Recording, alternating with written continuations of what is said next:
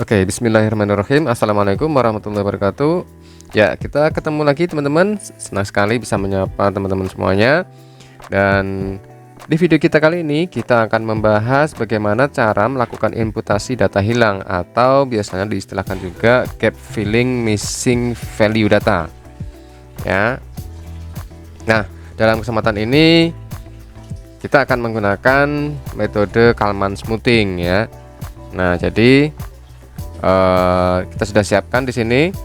Kita akan melakukan imputasi data hilang di R ya. Dan di sini sudah ada R-code-nya atau sintaksnya ya, kita sudah siapkan.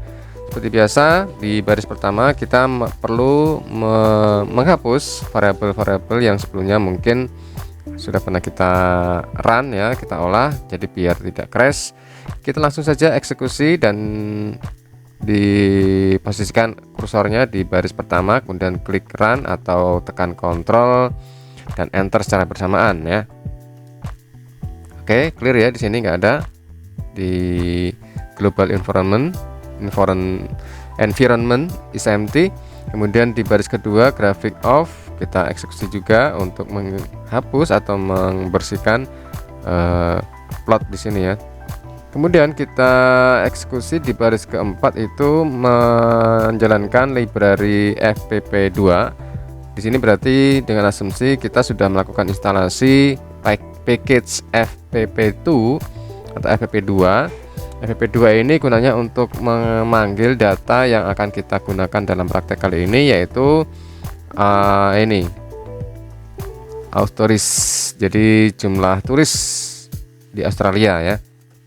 Kalau tidak salah seperti itu ya. Kalau misalkan salah, tolong dikoreksi ya di kolom komen. Oke, terima kasih. Nah, oke. Kalau seandainya teman-teman belum melakukan instalasi package fpp2, berarti seperti biasa ketik install.packages, kemudian dalam tanda kurung tanda petik fpp2, lalu dieksekusi ya. Klik run atau tekan Ctrl dan Enter secara bersamaan. Atau bisa juga dari sini caranya tekan package, kemudian install. Nah, di sini silahkan diketik fpp2. Nah, di sini akan muncul. Setelah itu klik tombol install. Nah, karena di laptop saya sudah terinstall ya, lakukan instalasi ya. Tunggu beberapa saat hingga selesai. Nah, setelah itu di sini kita eksekusi di baris keempat library fpp2 ya, kita eksekusi run. Oke. Nah, selanjutnya di baris kelima ini kita memanggil package readxl. Jadi package ini kita panggil untuk mengimport data Excel yang sudah kita siapkan sebelumnya. Jadi di baris kelima ini karena saya sudah menginstal package ini, jadi tinggal saya eksekusi run.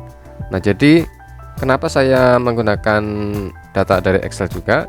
Nah, ini nanti kita gunakan untuk praktek dengan data real teman-teman. Jadi data yang sudah saya miliki dan sudah saya siapkan, di mana datanya itu ada yang hilang ya, satu titik yang hilang, ada satu titik yang hilang. Oke, selanjutnya package ketiga yaitu package stats ya, ada S-nya di belakang. Ini untuk menggunakan fungsi struk S ini. Jadi untuk menjalankan model struktural, basic structural model gitu ya. Ini BSM, basic structural model. Oke, kita jalankan ya, kita eksekusi. Nah, jadi dalam praktek imputasi data hilang kali ini kita akan menggunakan atau akan melakukan dua imputasi. Yang pertama adalah imputasi dalam data contoh dengan menggunakan data contoh yang dari package fpp2 tadi ya, yaitu Austuris. Dan yang kedua nanti melakukan imputasi data hilang dengan menggunakan data real yang kita miliki ya. Datanya apa? Kita intip sebentar. Ini dia. Data volume ekspor luar negeri, kode HS 2 digit 15 ya, yaitu lemak dan minyak hewan. Ini dia. ya. Nah, inilah nanti yang akan kita imputasi teman-teman. Ada satu titik yang hilang atau bernilai 0 gitu ya. Bernilai 0 ini bisa jadi karena memang datanya tidak ada di lapangan, atau memang terkendala sesuatu yang sebenarnya ada datanya, cuman kita tidak dapat mengumpulkan data tersebut atau tidak bisa mencatat data tersebut gitu ya. Oke, kita kembali lagi ke atas.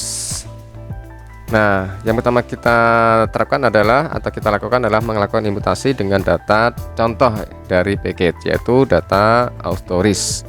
Oke, kita posisikan kursornya di baris ke-9, lalu kita eksekusi untuk memanggil datanya ya. Oke, nah setelah itu di baris ke-10 kita definisikan miss ya. Di sini kita mencoba membuat data hilang di 5 titik teman-teman ya. Jadi dari satu set data autoris ini kita akan melakukan sampling atau memilih secara sampel ya, 5 titik yang harus kita buat sebagai data hilangnya dari satu set data autoris. Jadi di sini kita pakai fungsi sampel, kemudian dari data pertama hingga data terakhir yaitu length x ya. Nah, dari satu set data x ini kita ambil 5 gitu ya. Kita ambil 5 titik ya, entah di mana itu. Nah, kemudian dari 5 titik itu nanti kita isi dengan NA atau not available, data kosong ya. Oke, setelah itu, nah dari satu set data itu termasuk dengan nilai NA tadi, kita eksekusi di baris ke-12, yaitu menjalankan model struktural dasar atau basic structural model ini dengan tipe BSM ini ya, dengan fungsi struct ya. Dengan fungsi struct kita ketik di sini, kemudian menggunakan data x di sini adalah autoris ini. Terus kemudian kita memilih tipenya BSM. Ini basic structural model ya, bukan Bank Syariah Mandiri. Hihi. Ups. Oke, setelah itu ini artinya kita menjalankan model Kalman smoothingnya ya. Kemudian di baris 13 kita menjalankan proses smoothingnya atau penghalusannya ya, dari model yang sebelumnya kita jalankan, yaitu basic structural model dengan menggunakan fungsi TS smooth ini ya. Jadi hati-hati di sini, TS di sini kecil, kemudian di sini TS-nya besar. Nah, beda ya. Yang di atas juga gitu, yang di sini S-nya S besar, lalu di sini TS-nya juga TS besar, sedangkan sebelumnya ini kecil, huruf kecil ya. Oke, setelah kembali ke baris ke-13 tadi, kita melakukan proses smoothing terhadap apa? Terhadap fit. Jadi fit ini adalah proses modeling dengan basic structural model tadi ya, yang kita definisikan atau kita namakan dengan fit. Kemudian kita smoothing atau perhalus ya dengan fungsi TS smooth ini, dan kita namakan dengan SM. Selanjutnya kita menjumlahkan dari hasil smoothing tadi, dari baris ke-13. Jadi hasil dari baris ke-13 ini adalah satu set data di mana dia terdiri dari beberapa komponen atau unsur teman-teman dari data yang dihasilkan ini.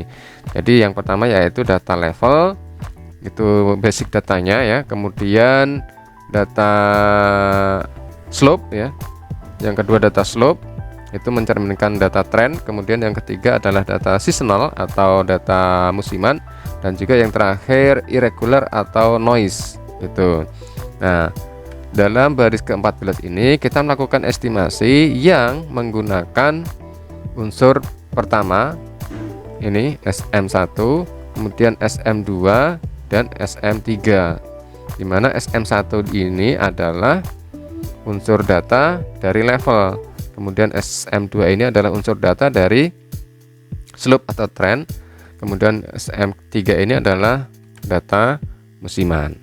Jadi dari ketiga komponen itu kita akan jumlahkan sebagai hasil estimasinya, estimasi seluruh data termasuk data hilang di sini. Nah, nanti hasilnya akan kita buat plot ya, mulai dari baris ke-17 dan seterusnya. Oke, kita kembali ke atas, kita eksekusi ya. Baris ke-10 kita melakukan sampling di 5 titik.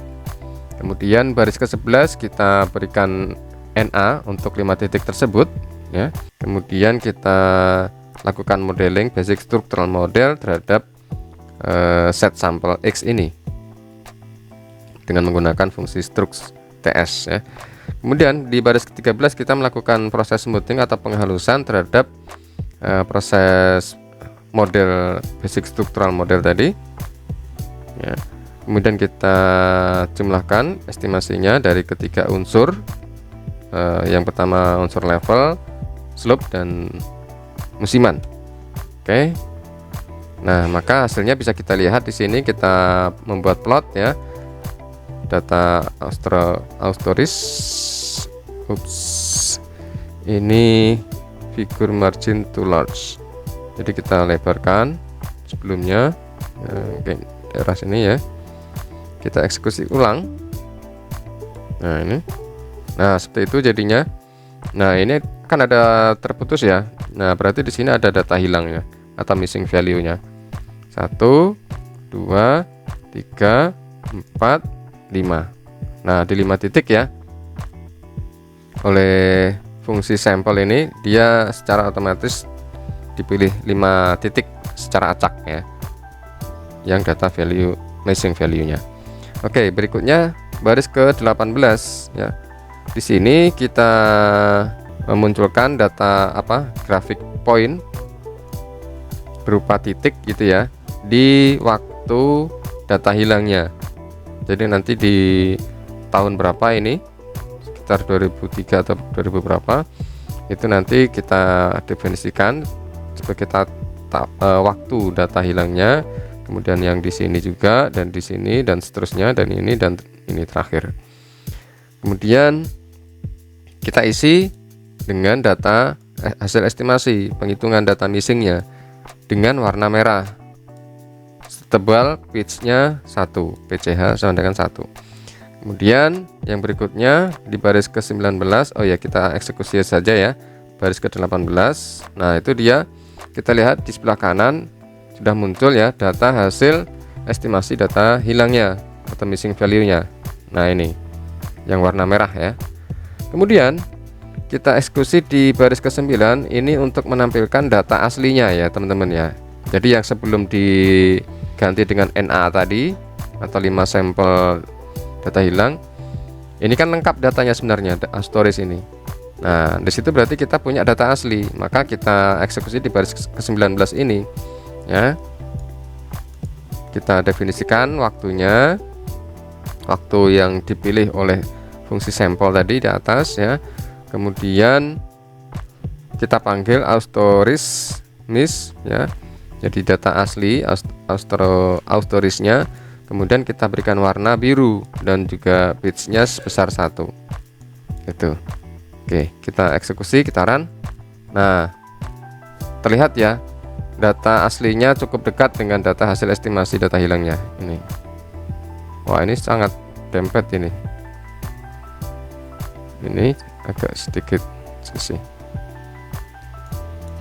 Baik, selanjutnya baris ke-20 ini kita eksekusi, kita membuat legenda teman-teman. Dan kita posisikan di sini top left, artinya atas sebelah kiri. Jadi di sini nanti. Terus pitch-nya atau ketebalannya sebesar 1 ya. Ini colornya 2 dan 4. Kemudian kita namakan yang pertama yaitu yang berwarna merah adalah data hasil estimasi data hilangnya. Kemudian yang berikutnya adalah data aktual, kita namakan dengan data aktual yang warna biru. Oke, kita eksekusi baris ke-20. Nah, seperti itu hasilnya ya teman-teman. Nah, jadi itu dia untuk proses imputasi data hilang dengan menggunakan data contoh dari package stats ya. Oke, jadi untuk melihat datanya sendiri, nilai datanya sendiri, kita coba ya memunculkan hasil data dari estimasi data hilangnya. Nah ini, nah kita eksekusi estim dalam kurung miss ini untuk memunculkan hasil estimasi yang data hilang di 5 titik tadi. Nah ini dia ya, ini data pertama, data kedua, data ketiga, data keempat, dan data kelima terakhir tuh ya. Kalau data Austoris yang sudah ada NA nya, yang ada data hilangnya, berarti ini Austoris miss dieksekusi. Nah ini data aslinya yang tadi diestimasi ya, itu ya. Oke, nah itu dia proses imputasi menggunakan data dari package ya, data Austoris. Kita lanjutkan dengan imputasi dengan yang menggunakan data real, yaitu di sini menggunakan data volume ekspor luar negeri HS 2 digit 15, yaitu lemak dan minyak hewan. Oke, kita clearkan dulu, kita hapus semua variabel yang ada yang sebelumnya kita run, kemudian kita clearkan grafiknya juga, kita hapus, kita bersihkan. Kemudian kita panggil ya datanya yang sudah kita siapkan sebelumnya, yaitu data IBS. Kita namakan dengan IBS. Jadi di sini coba kita lihat ya. Oke, nah ini hasilnya. Wah, seperti ini teman-teman. Oke, selanjutnya kita namakan atau kita pilih ya rentangnya. Di sini saya namakan dengan data, kemudian kita pilih, kita definisikan di sini, kita ambil dari data IBS ini ya, kita pilih dari baris pertama hingga baris ke 57. Sementara itu kolomnya adalah 11 hingga 13. Jadi ini 11 sampai 13 itu adalah variabel yang akan kita gunakan, yaitu ini data IBS, kemudian ELN. IBS itu adalah industri besar sedang, kemudian ELN itu adalah ekspor luar negeri, volume ekspor tadi luar negeri, lemak dan minyak hewan ya. Kemudian EAW ini adalah untuk ekspor antar wilayah gitu ya. Nah nanti yang ada data missingnya adalah di sini, di ekspor luar negeri. Oke, jadi yang kolom 11 ya, kolom 11 ini adalah memanggil data IBS, kemudian kolom 12 adalah data ELN atau ekspor luar negeri, dan kolom ke-13 adalah data ekspor antar wilayah. Oke, kita lanjut, kita kembali ke sini. Setelah memanggil tadi, kita definisikan di sini ya, kita pilih ya rentangnya atau range-nya, kita eksekusi dengan meletakkan di baris ke-28 kursor kita, kemudian run. Nah setelah itu kita eksekusi baris ke-29 ya, kita buat sebagai matriks, kemudian kita konversi menjadi data numerik teman-teman. Nah ini S numerik, jangan lupa, agar bisa dioperasikan selanjutnya nanti ya, ketik run, klik run. Oke, setelah itu kita ubah data tersebut menjadi data time series atau data direct waktu, dimana data yang kita gunakan ini termasuk data triwulanan, sehingga di sini kita gunakan fungsi TS. Terus ini data yang kita panggil adalah data ini dari sini. Kemudian kita mulai mulainya dari periodenya dari 2010 triwulan 1. Nah kemudian frekuensinya kita isikan 4 karena datanya triwulanan. Kalau datanya bulanan berarti di sini 12 ya teman-teman ya. Terus di sini juga kalau bulanan berarti kalau 1 di sini mencerminkan bulan 1 atau Januari. Tapi kalau di sini triwulanan datanya frekuensinya 4, berarti ini mencerminkan kuartal 1 atau triwulan 1 di 2010. Oke, kita eksekusi baris ke-32. Nah selanjutnya baris 33 kita memberikan nama kolom pada data yang kita panggil tadi, data kita yang TS data yang sudah kita ubah menjadi data deret waktu ya, dengan nama ini. Kolom pertama yaitu IBS atau industri besar sedang, kemudian ELN untuk kolom kedua ekspor luar negeri, dan kolom ketiga yaitu ekspor antar wilayah dengan fungsi call names. Kita eksekusi baris ke-33. Nah, selanjutnya kita mulai proses imputasi data hilangnya ya, dimana tadi sudah saya infokan di awal bahwa yang mengandung data hilangnya adalah variabel ELN atau ekspor luar negeri, sehingga kita definisikan di sini. Kita pilih dulu dari data TS data ini ya, kita namakan dengan X, kita eksekusi baris ke-36. Kemudian nah, setelah kita identifikasi, ternyata data hilangnya ada di posisi ke-27 teman-teman. Tadi kan kita pilih 1 sampai 57 ya, berarti ini ada 57 data atau 57 titik atau 57 triwulan gitu ya. Nah, ternyata yang kosong atau data yang hilang itu di titik ke-27. Maka kita definisikan di sini dengan data dengan nama miss gitu. Nah, setelah itu di baris ke-38 kita namakan dengan NA, kita isikan dengan NA ya, posisi X miss ini. Kita run baris ke-38. Kemudian setelah itu kita jalankan model basic struktural modelnya dan mengeksekusi baris ke-40 ya, dengan fungsi struk TS ya, kemudian datanya X dengan tipe BSM. Oke, kita eksekusi run. Kemudian kita jalankan baris ke-41 untuk melakukan proses smoothing atau penghalusan ya. Setelah itu di sini di baris ke-44 kita menjumlahkan baris row sum ya untuk SM, jadi hasil smoothing tadi yang unsur dari level, kemudian slope, dan juga yang terakhir apa, musiman, seasonal gitu ya. Jadi irregular atau noise-nya kita tidak hitung, kita tidak libatkan di sini. Oke, kita eksekusi di baris ke-44 untuk memperoleh hasil estimasinya. Klik run. Kemudian di sini kita definisikan data yang hilang ya, xmiss seperti tadi yang di contoh awal tadi. Nah, selanjutnya kita masukkan data yang hilang tadi sebagai, atau kita namakan dengan ELN new atau ekspor luar negeri yang baru, new gitu ya. Nah, di sini X. Jadi di sini data hilangnya sudah dimasukkan ke dalam data ELN secara keseluruhan kan gitu ya. Nah, ini kita lihat plotnya dulu teman-teman. Plot data yang ada data hilangnya. Nah, di sini data hilangnya dan hasil estimasinya ini yang warna merah. Ya. Ya, ini yang hasil estimasi kita. Itu.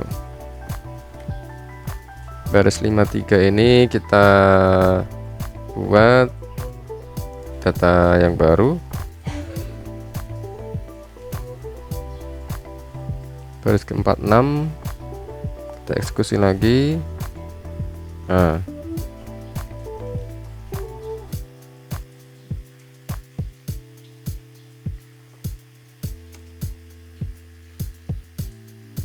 ya sama aja ya. Jadi ini tadi ya hasil akhir dari proses imputasi data hilang yang kita lakukan terhadap data volume ekspor luar negeri untuk komoditi lemak dan minyak hewan. Nah, jadi kalau ingin melihat hasil estimasinya, berarti yang ini ya, estimis ini kita eksekusi, kita blok, kemudian di run. Nah, ini dia hasilnya 18,35526. Itu dia. Kalau data aslinya seperti ini.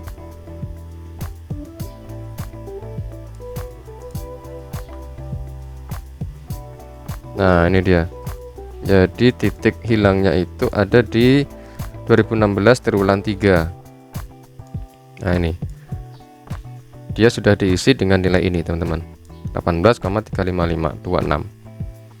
Oke, demikian teman-teman video kita kali ini, tutorial untuk melakukan imputasi data hilang atau gap filling missing value menggunakan aplikasi RStudio dan menggunakan pendekatan Kalman smoothing ya, dengan permodelannya yaitu basic structural model. Demikian video ini, semoga bermanfaat buat teman-teman. Terima kasih teman sudah nonton video ini hingga selesai.